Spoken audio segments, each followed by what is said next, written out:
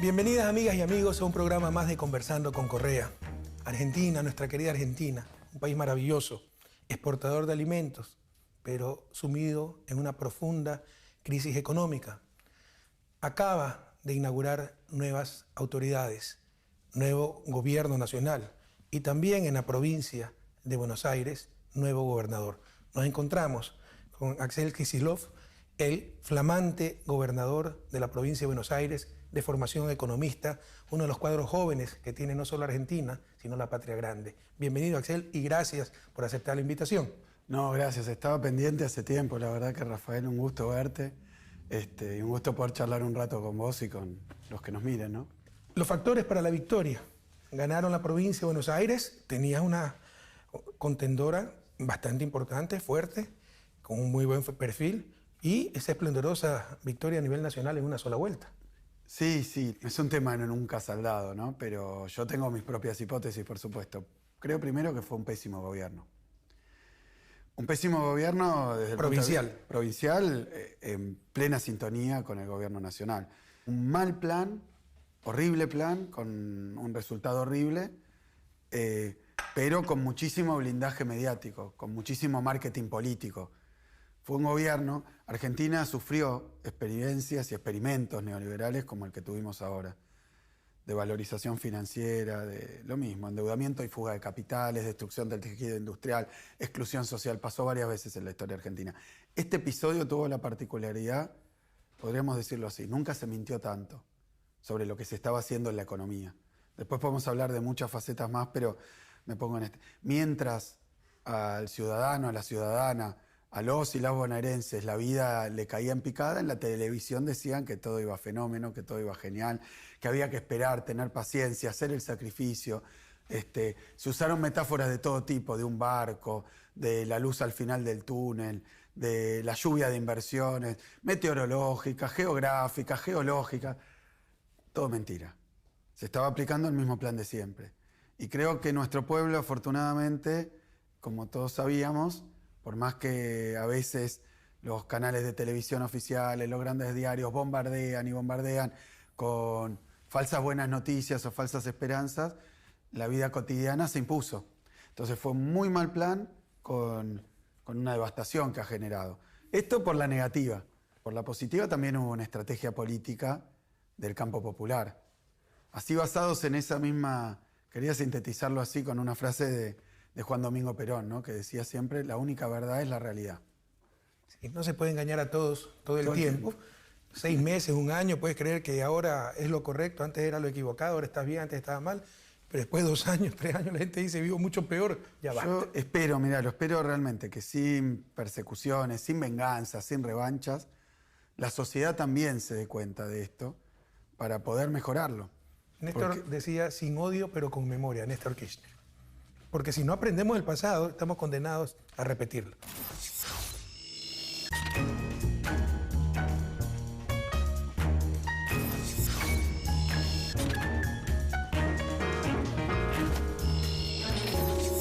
Y aquí es derrotada esa restauración 4 años después, en el 2019. Pero ¿qué pasa con Bolivia? ¿Qué pasa con Brasil? ¿Qué pasa con Ecuador? Estamos en un momento de luces y sombras para América Latina. Yo creo que estamos en un momento que está asociado también con fenómenos mundiales y no me quiero poner a hablar, como decía un viejo profesor mío de economía, del universo y sus alrededores, ¿no? Para explicar las cosas terrenales y cercanas. Pero la verdad que yo creo que el origen de esto tiene que ver con la crisis de 2008, con la crisis de Lehman Brothers. Después de la crisis de Lehman Brothers se empezó a ver mucha turbulencia económica, financiera, comercial en los países centrales, y después aproximadamente en 2014 esa crisis se desplazó. Primero se había desplazado Europa, ya por 2010, la de 2008, y generó grandes desastres en la política también. Y después se desplazó a América Latina. Prácticamente todos los gobiernos europeos perdieron las elecciones, claro, por la mala situación económica. En el 14 se produce la caída de los precios de las commodities, del petróleo, para nosotros de los productos... ¿Y tú crees que es consecuencia de la crisis del 2008 de las tasas subprime? No digo que sea consecuencia, es la misma crisis. Lo que pasa es que esa crisis se ha trasladado, por decirlo así, y se convirtió en una especie de tren fantasma, le decimos acá, a esos trenes en los parques de diversiones donde va recorriendo estaciones. Porque yo estaba en el poder en el 2014 y nosotros identificamos claramente ese año como el momento en que empiezan a reconstituirse las fuerzas de derecha, a formar coaliciones nunca antes vistas, con recursos ilimitados, con discurso articulado, con coordinación entre prensa nacional, prensa internacional, y se nos vinieron con todo. Yo era ministro de Economía de la Argentina y cuando la crisis llega acá, obviamente los gobiernos de América Latina empiezan a sufrir las consecuencias de esa situación económica mundial y a tomar medidas muchas veces de emergencia, pero a veces no del todo simpáticas. Entonces también la sociedad, que no termina de entender qué es lo que está ocurriendo, porque son fenómenos muy grandes, y a veces nosotros no terminamos de explicarlo perfectamente bien como gobiernos, entonces, bueno, lo que sufren es una ralentización del crecimiento, dificultades, más tensión económica, y eso da lugar a veces para que los sectores conservadores empiecen a acusar a los gobiernos populares, sin tomar en cuenta la tarea titánica que se hizo en Ecuador, allí con lo que tuvieron con la cuestión bancaria, acá con la crisis de 2001, para recuperar la economía y ponerla ahí. Solo sostenerla era una proeza, pero le critican que no siga creciendo tan fuerte como antes, como si fuera un error de las políticas. Y cuando llega esa derecha al poder, destruye todo, porque deja, lo peor que se puede hacer ante una crisis mundial es dejar desamparadas las economías nacionales, no usar todos los instrumentos que tiene. Lo que hiciste vos en Ecuador, lo que hiciste en Ecuador fue usar todos los instrumentos de un Estado nacional, aun cuando los Estados nacionales en época de globalización están equipados con poca capacidad de defensa. Limitada. Más limitadas que antes. Sí, pero es economía política. O sea, algunos creen que el fin de la política económica es la estabilización, entendida como control de la inflación, como que si la inflación per se son indicador de bienestar. Que la política económica es la estabilidad macroeconómica. O, no es así. Mientras mayor neutralidad del Estado en el sistema, mejor, como que si el mercado es el modelo perfecto y cualquier cosa que se aparte de la perfección del mercado es pérdida. Y otros consideramos que el principal rol de la política económica es conservar, proteger la producción y el empleo Absolutamente. nacional. Eso, lo que pasa es que obviamente no se puede evitar que tenga efectos y que eso genere tensiones internas, porque las medidas que se toman ya no son en un marco de crecimiento mundial o de estabilidad mundial, sino de inestabilidad. Entonces se toman ciertas medidas y después la población las recibe como sostener lo que tienen a veces, pero no seguir en una dinámica de expansión.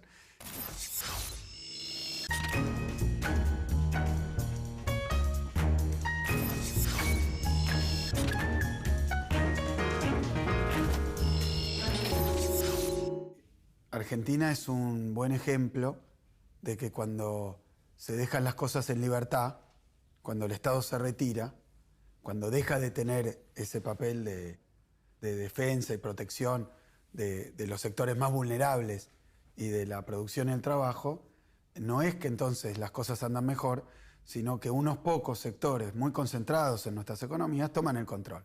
Pero la campaña electoral de Macri, las promesas de Macri, el programa que en elecciones, el compromiso de Macri durante su campaña electoral, fue lo contrario de lo que después hizo.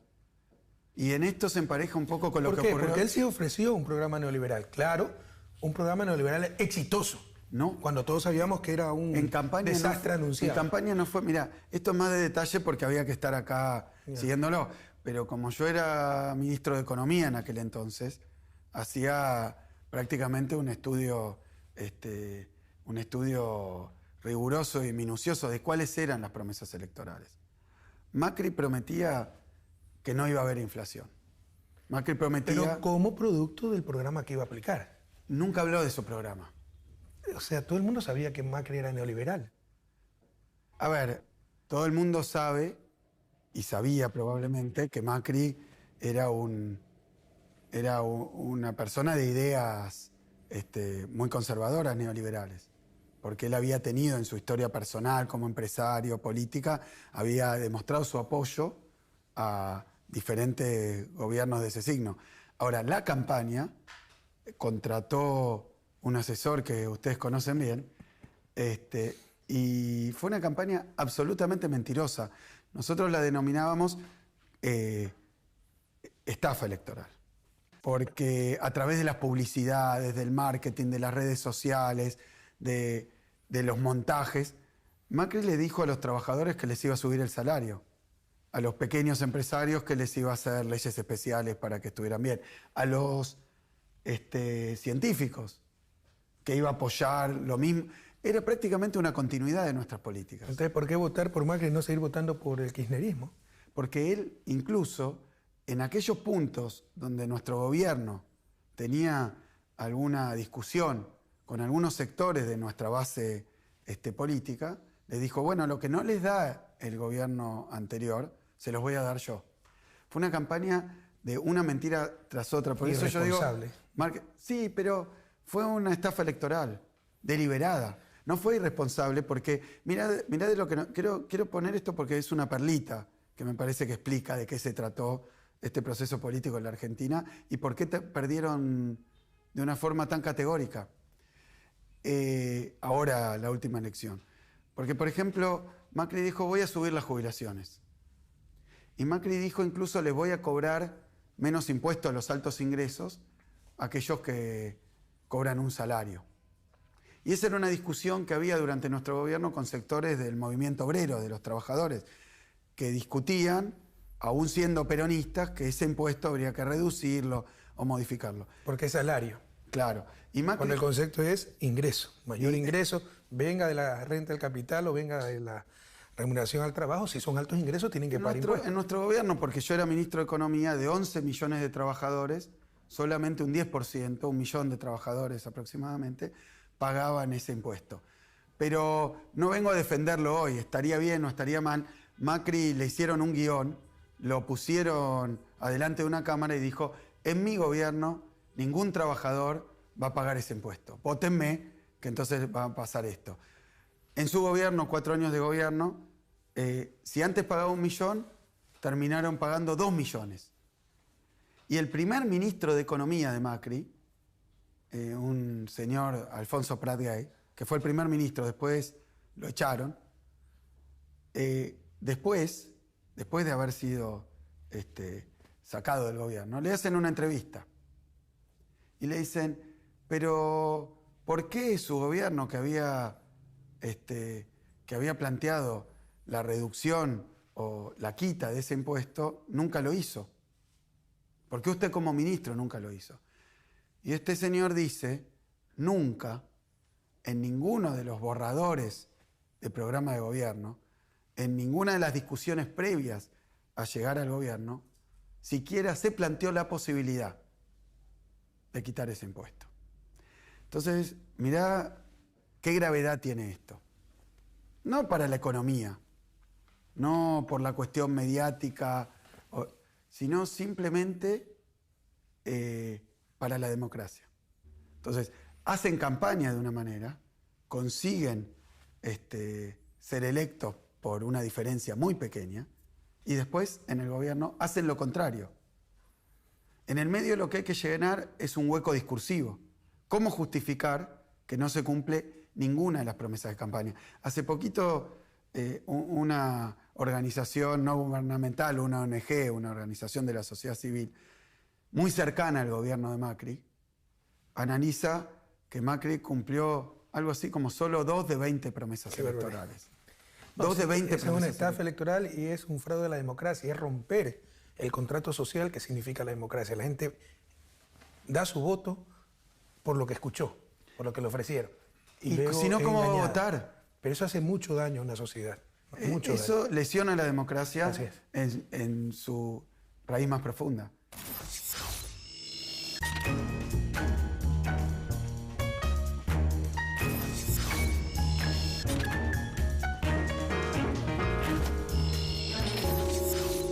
¿3% de crecimiento en el 2019? Aparentemente. De decrecimiento. De decrecimiento, dije crecimiento, perdón, decrecimiento. No, dijiste de decrecimiento, por eso yo lo quiero. Crecimiento negativo. Crecimiento negativo. Del 3%, tasas de interés nominales del 60%, inflación del 60%, 8% de la población ha caído en condición de pobreza en los últimos meses. Solamente Venezuela en Sudamérica y tal vez en toda Latinoamérica tiene peores indicadores económicos, pero Venezuela sufre un bloqueo, sufre una agresión. Venezuela ni siquiera puede vender su petróleo. En otras palabras, un desastre total, un fracaso total, las políticas económicas del macrismo. ¿Qué pasó? ¿Qué piensas que se debe hacer? Tenemos una tarea inmensa, porque ha habido un deterioro. Mira, Rafael, yo en esto quiero ser muy claro y también justo. No justo por una cuestión política o de buenas maneras, sino justo porque lo que es importante es retratar cuál es la realidad.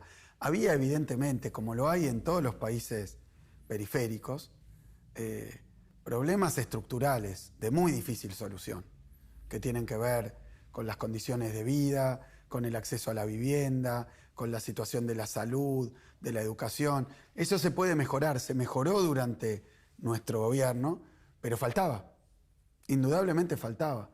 Néstor Kirchner decía van a hacer falta mínimo 20 años para revertir los desastres que habían ocurrido en la crisis anterior.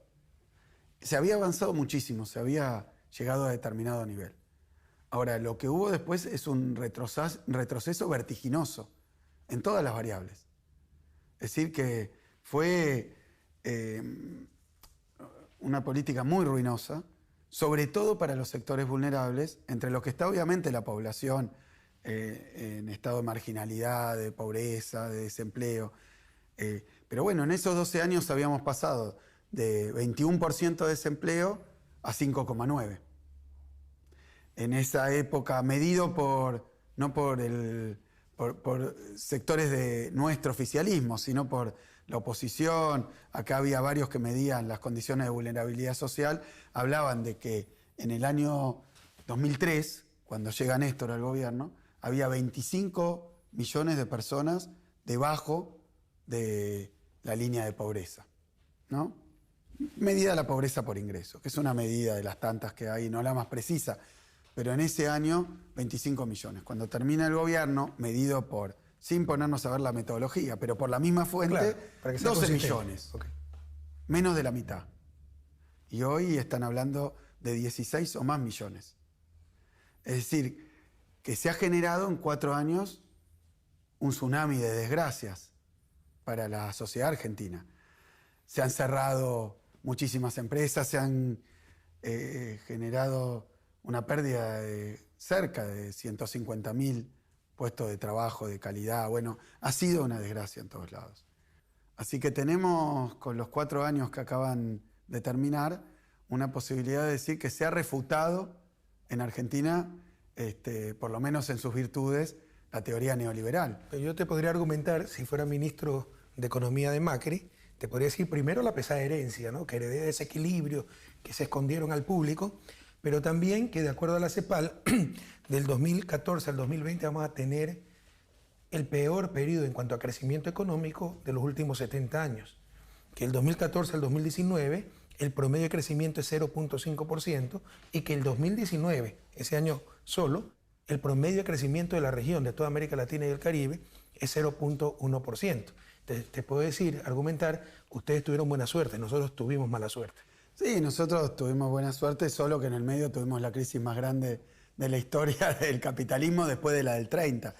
Yo eso no lo llamaría del todo buena suerte, ¿no?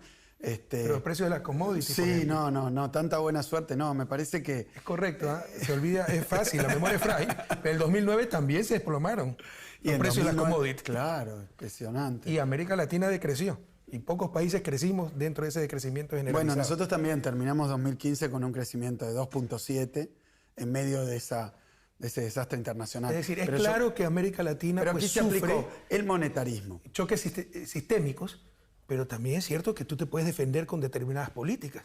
Nacionales y más si son continentales. Yo creo que algo, Rafael, que... Mitigar esos choques externos, pero algunas veces los exacerban con ciertas políticas es importante absurdas. Y acá tengo que reconocer, bueno, el mérito que tuvieron vos, obviamente, Cristina, Lula, grandes presidentes de la región que lograron que Latinoamérica coordine un poco también sus políticas macroeconómicas, sus políticas energéticas, sus políticas de comunicación. Varias cosas porque Latinoamérica, sino cada país latinoamericano, el presidente actual de Estados Unidos puede decir, bueno, voy a tomar medidas para defender tal sector.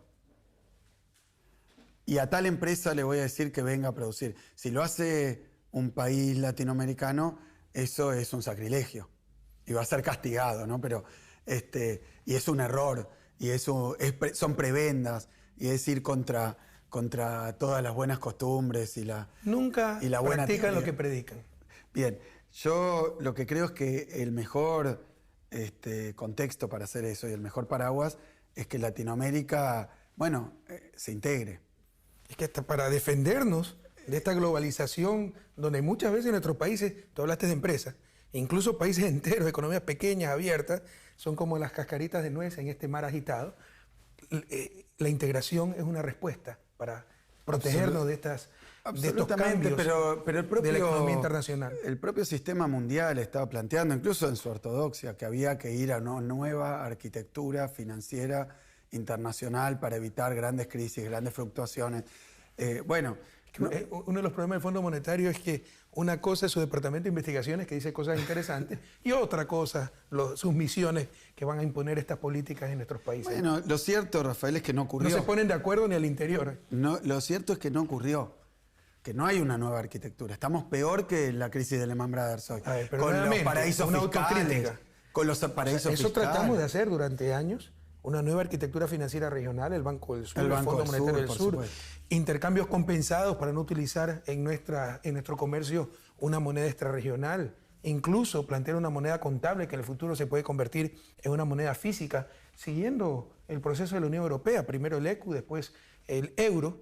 Pero ¿por qué los países sudamericanos específicamente no avanzamos en aquello? Mira, yo creo que coincido, hubo una integración muy rápida y muy clara en lo político, por la afinidad, que tuvo efectos al interior del continente y también que planteó cuestiones a escala mundial importantísimas. Yo considero un triunfo de aquella política que las Naciones Unidas haya aprobado la resolución para las reestructuraciones de deuda. Primera vez que las Naciones Unidas, después del episodio de los fondos buitres, toma una resolución a escala mundial planteando que las reestructuraciones de deuda deben ser respetuosas de determinados principios, ¿no?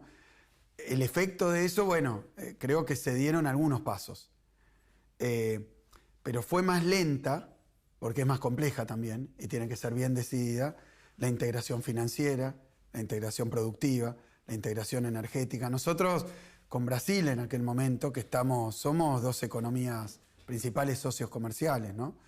Entonces, hubo también elementos de avance. Pero creo que cuando se retome esa agenda, hay que empezar desde el primer día por las cuestiones más complicadas.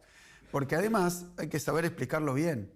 Hay que saber explicarlo bien y creo que en eso también tenemos que tomar ventaja de lo que está ocurriendo en este momento.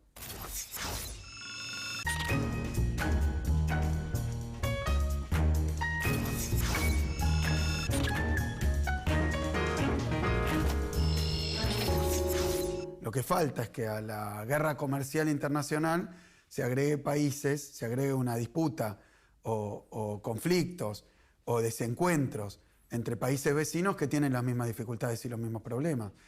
Todo proceso nacional de crecimiento en la Argentina tiene que apoyarse primero en una integración regional, si no va a ser imposible. No va a poder salvarse solo ningún país de nuestro continente. Coincido contigo, y tal vez no salvarse o no salvarse, pero sí protegerse para lograr el tan ansiado desarrollo. No, decía salvarse porque a veces aparecen discursos nacionalistas. Bueno, para también. economías pequeñas, abiertas, sin moneda nacional, como el caso ecuatoriano, sí puede ser la única tabla de salvación, la integración y un sistema financiero regional. Te agradezco mucho, Axel. Empezamos hablando de política argentina, política latinoamericana y acabamos hablando de desarrollo. ¿Y sabes qué? Es perfectamente normal. Los políticos latinoamericanos no podemos gastar el tiempo discutiendo en la próxima elección los espacios de poder como acostumbra. Llevamos 2 siglos en el subdesarrollo. El sentido de la política es superar esa condición de subdesarrollo, de pobreza, desigualdad, que nos ha acompañado desde que somos república independiente. No entiendo de otra forma la política. Mira, absolutamente. Yo creo que ahora con Alberto Fernández de presidente, con Cristina de vicepresidenta, acá en la provincia de Buenos Aires, con todo el trabajo que tenemos para hacer, también hay que mostrar otra forma de gobernar que la que usa el neoliberalismo. Hay que estar al lado de la gente, al lado de los que sufren, de los que necesitan. Eso también aquí en Argentina faltó muchísimo. Y al mismo tiempo mostrar en claro cuáles son nuestras prioridades, nuestra dirección. Aún si hay carencias, aún si los presupuestos no alcanzan, aún si nos han dejado una deuda enorme, lo que hay que mostrar es que cada centavo y cada minuto del gobierno que se viene va a estar al servicio, bueno, como dijo Alberto el otro día, hay que empezar justamente por los que menos tienen para llegar a abarcar a todo el conjunto. Siempre se van a cometer errores. Toda obra humana tiene errores. Pero el único error que no puede cometer el progresismo es estar en el lado equivocado de la historia. Gracias, Axel. Y para ustedes, queridas amigas y amigos, un fuerte abrazo y hasta el próximo programa de Conversando con Correa.